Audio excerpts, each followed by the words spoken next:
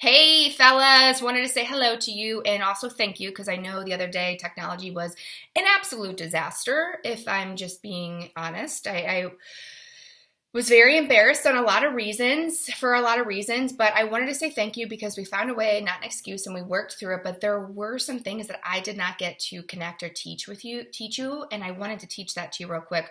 One of them being referrals. That's the lifeblood of our business, right? When we're in sales, like we have to be asking and getting referrals. Why aren't you asking? So get right with that question. Why aren't you asking for referrals? What is the head trash that you have associated with the process of asking for referrals? Maybe someone in the past asked you and they did so in a way that made you feel slimy. So now your brain thinks that every time you try to ask for a referral, that is how people are going to see you. So they may see you as slimy or too salesy or whatever. First off, being really good at sales is not a bad thing at all because it's just guiding someone from point A to point B when you know that there is an actual need there. That's like saying, I'm a pro football player, but I don't really want to be that good at playing football. Like, what? That doesn't make any freaking sense. So get right with that head trash. Is it that because past experiences have led you to believe that you are slimy when you ask for referrals, or maybe you don't want people to know that you need the business or whatever. Insert whatever head trash you're telling yourself and just get it out of there because it's not true. Because think about it this way. By not asking for referrals and getting in touch with your clients and your friends and family, you're doing them an actual disservice because what you do is a good thing. What you sell is an absolute need, especially right now. Right? There's a need, there's a massive thing happening that is really getting people thinking about their futures. And so by not asking, they're most likely going to go with Joe Schmo, and he's not going to be as good as you. He's not going to have as servant-hearted mindset as you and a willingness to just go above and beyond, and they're not going to have as good of an experience. In my mind, that seems pretty selfish, that you're letting your fears and all of the excuses and head trash that you have get in the way of helping a family do something really, really crucial for them and their future. Oof. So get right with that. Get right with the mindset. And for some of us, we just don't know how to ask. We don't have a script or an understanding of the psychology of that script to really feel good about executing on that. So I want to go through a script and kind of the 7-step process with you for just a second. I'm looking at my other screen, so I'm going to go back and forth.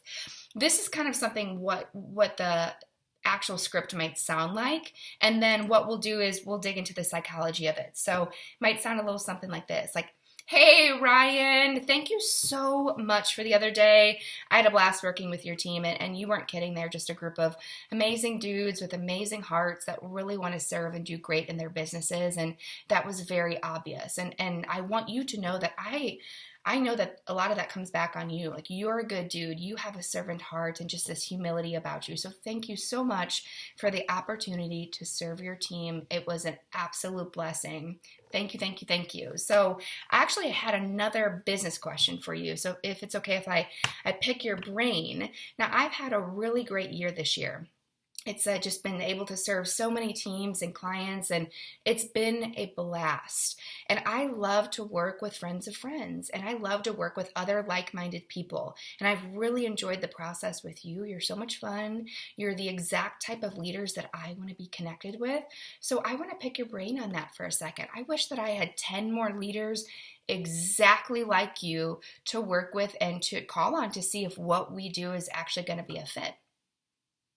So what I did there was there's a couple of things at play. I built them up. I thanked Ryan for being awesome and built him up and gave some very honest, they have to be genuine compliments about working with that person, with Ryan.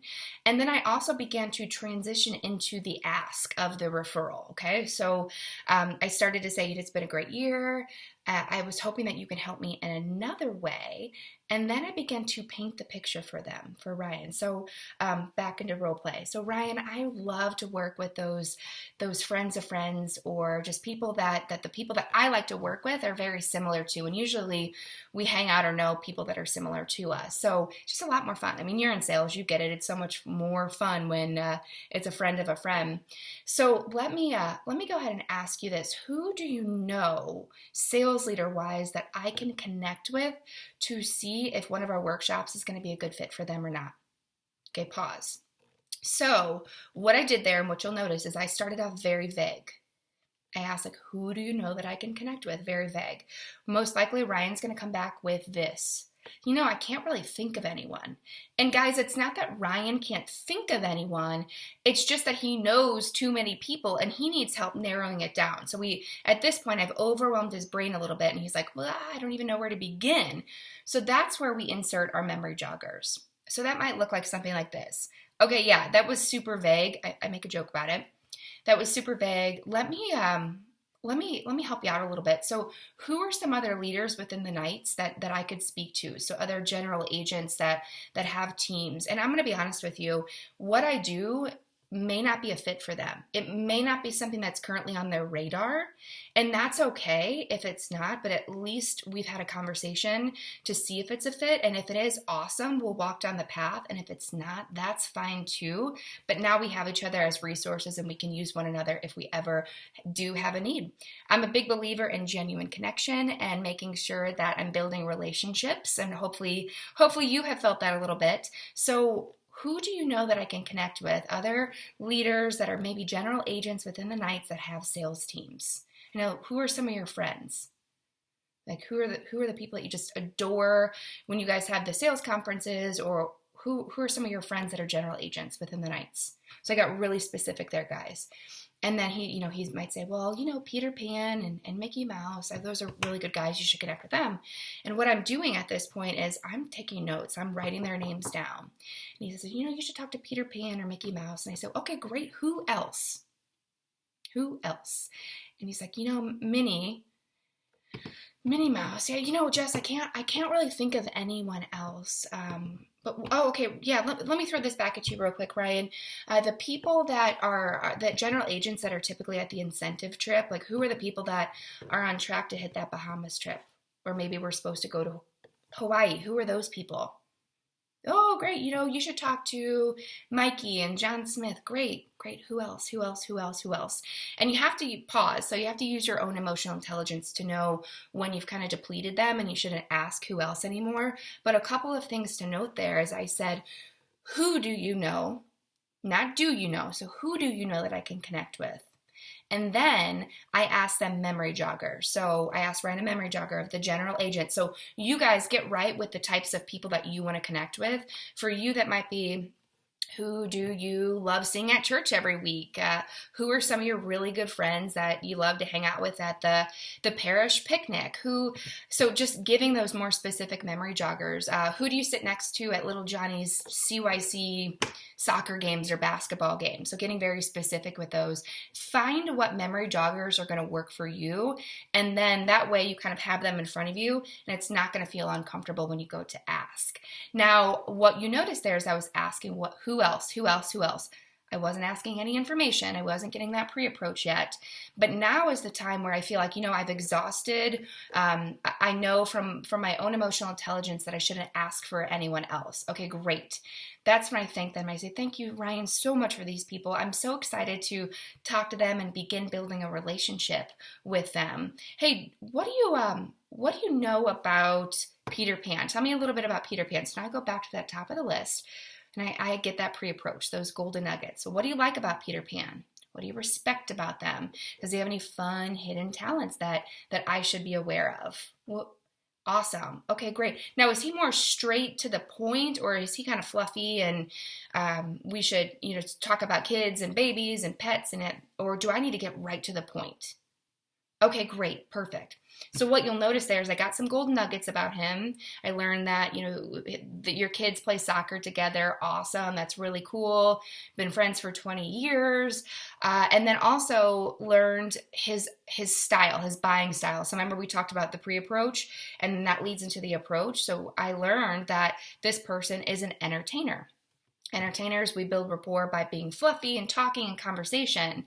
Now, if he would have said he's more direct and to the point, that's a fighter. And so for me, since I know a lot about the buying style, since that's something that we teach and coach on, I'm going to know how to change up what I'm saying and how I'm saying it, my vocal tonality, the cadence of how I'm saying it, and the rhythm. But then I know what objections I'm most likely going to get. And so I'm prepared for that. Therefore, it adds to my confidence level about asking for referrals. I'm going to be a lot more effective on the phone. I'm not going to feel slimy and gross, and it's going to be a really, really great conversation. Okay, so back to the role play. So gone through, you've gotten the pre-approach about every person that he's given you. You've gotten their cell phone number because that's super important. And one thing we do to take it a step further is say, hey, Ryan, thank you so much for this. I really appreciate it. I mean, you're in sales, you get it. It's not always the most fun to get a cold call. So will you do me a solid and just text Peter Pan and Mickey and Minnie and just say, hey, I had a really good conversation with Jess Vogelpohl. I don't know if what she does is a fit for you guys, but she's at least worth picking up the phone for. So the sales psychology there is, now Ryan feels a little bit off the hook if this is not a good fit. He said, hey, I don't know if this is a fit, but you guys at least need to be connected. That's one objection that we most likely get when we have or ask for referrals is we don't know how to ask. Or we're afraid that, oh man, they might feel weird. And so they might feel weird if that person doesn't want to use me. But what that is called is buying atmosphere. So you've built up that buying atmosphere to let them know that they can tell you no, or that they're off the hook if this person doesn't want to work with them.